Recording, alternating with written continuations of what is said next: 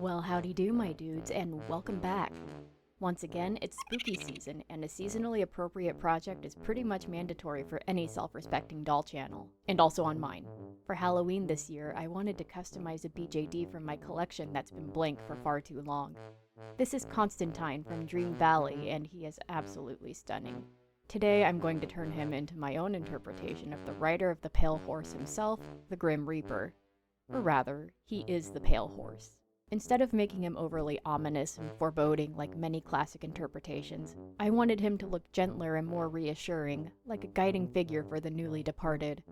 However, he'll still be ghostly and somewhat imposing, because while one's attitude towards the end of life can certainly vary with their state of mind, I think anyone shuffling off this mortal coil would be at least a little unsettled if a ghostly centaur came to visit them. I want to start things off by blushing and shading the doll.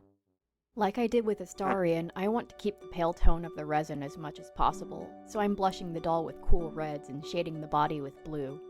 This will help the doll overall look more alive, womp womp, but even more importantly, it'll make the horse body look like part of the whole rather than just being stark white resin.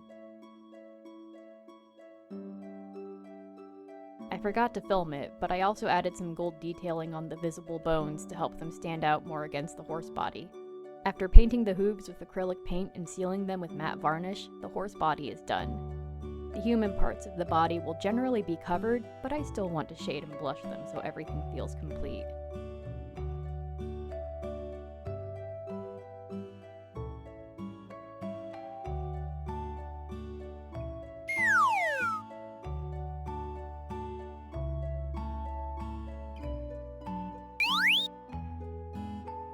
His nails are long but graceful, so he's getting just a little bit of a manicure.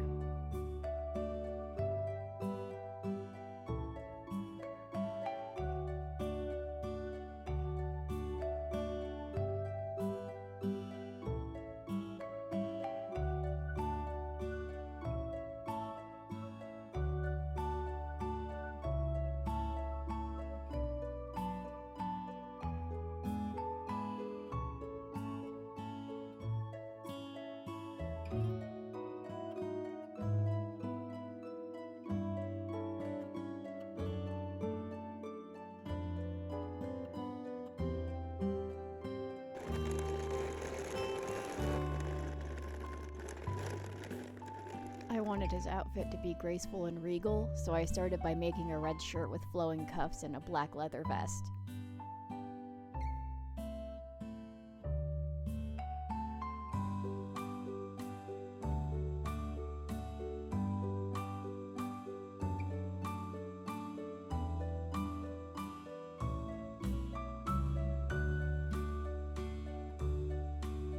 If only it was really this easy. Between me royally botching the vest and not liking how the shirt looked at this point, I decided to go into an entirely different direction. But if there's one thing I learned during this process, it was that I had no idea how to dress a centaur. In the end, I turned the long sleeve blouse into a somewhat thoughty but altogether more interesting top with detached sleeves, an attached choker, and plenty of shiny things. He's getting a wee crown and a shroud because it felt appropriate. The crown will be attached to the wig via magnets.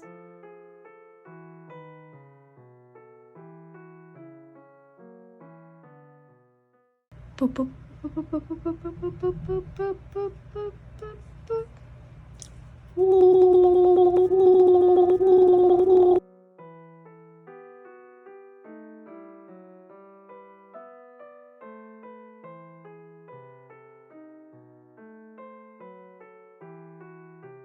After creating the new top, the collar/choker was still looking pretty bare, so I added some red beads to it.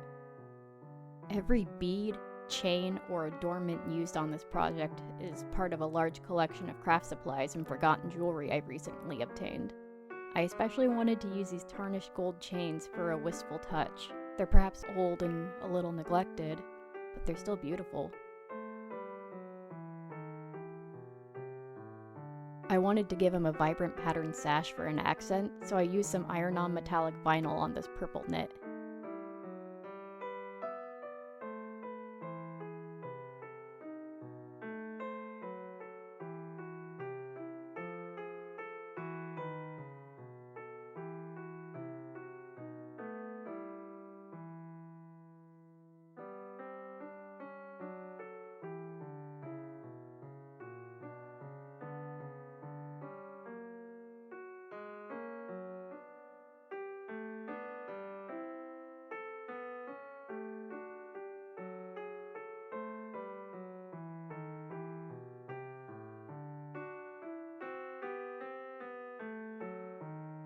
It took forever to weed it. Oh my god. It's done. I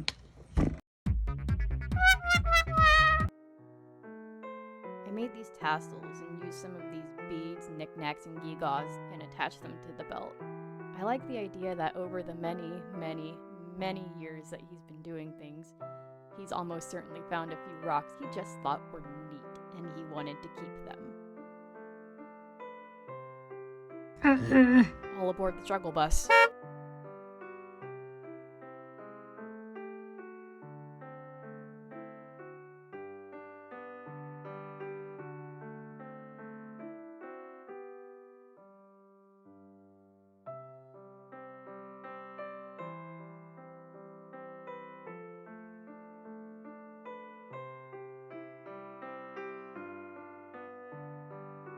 Inspired by the doll's factory face-up, I was aiming for something ethereal and melancholic, but also slightly off enough to build a sense of uneasiness. That's why I decided not to give him any eyebrows. While he looked a little more sympathetic with eyebrows, overall, I just liked the look more without.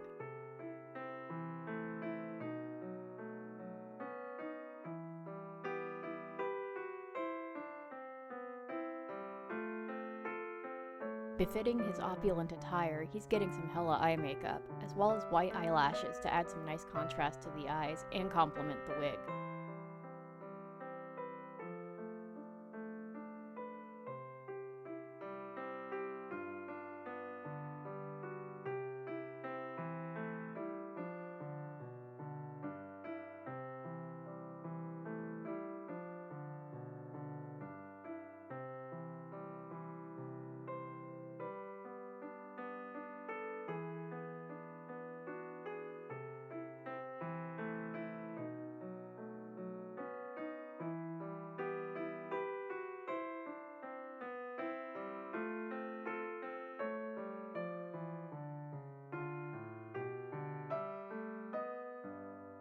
You can see here that I briefly entertained the notion of giving him eyebrows before quickly realizing that I liked the face much better without them. I erased those off cam and called the face done.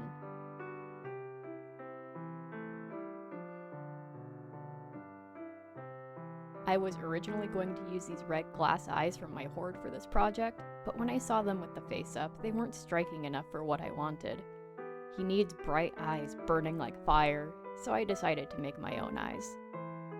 I'm going for a nice metallic gold not only to complement his accent color, but also to ensure his eyes are properly striking. Beautiful, but still slightly unsettling. I'm using some of my metallic pigment as the base color and a rhinestone for each of his pupils.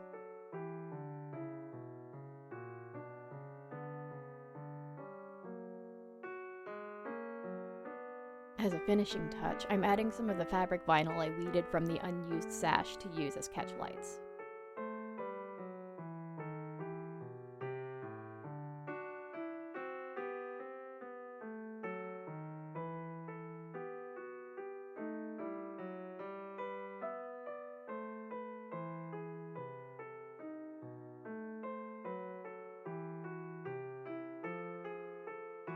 I wanted his hair to be long, wavy, and free-flowing because it felt appropriate for a ghostly centaur.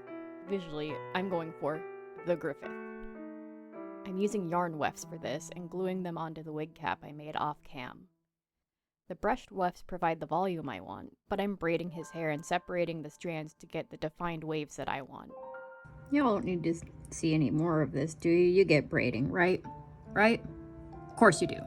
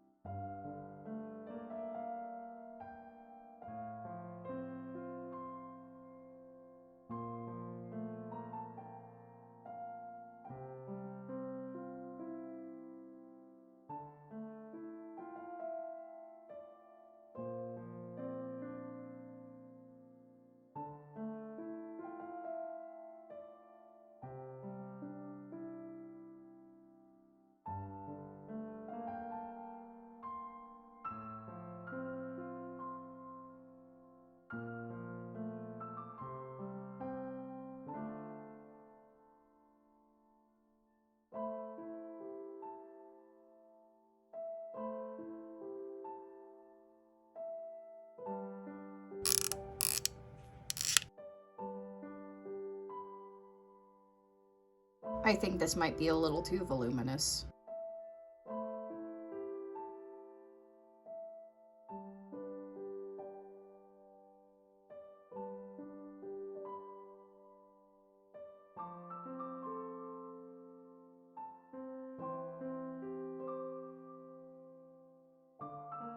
I'm trimming the bangs to just about eyebrow length so he can see. I did end up cutting the bangs a bit too short, but I can fix that by adjusting the wig's position on his head. Nobody will notice. While the doll came with a nice looking scythe, it doesn't jive with my vision of a less fearsome being. So I decided to make him a lantern befitting one who guides souls into the afterlife. I printed it in clear filament from this file on Thingiverse and made the pole with wire, a barbecue skewer, and a few more stray beads.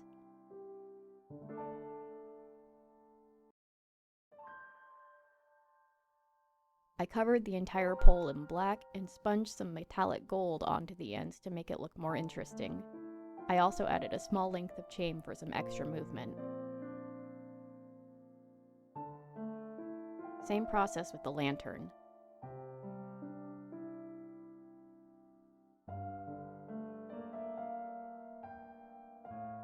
With that done, the time has come for our pale horse to make his entrance.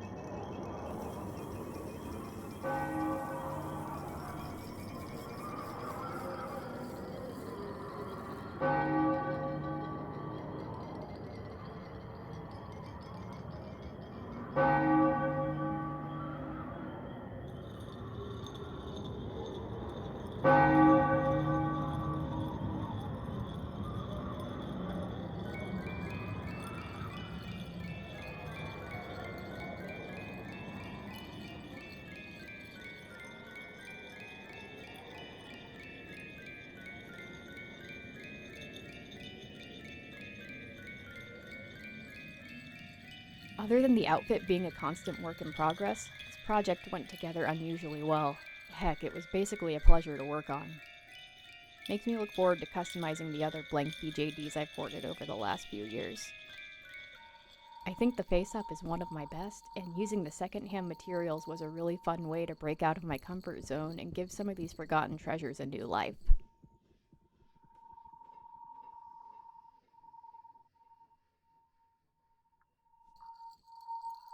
So who do you think he's escorting to the afterlife?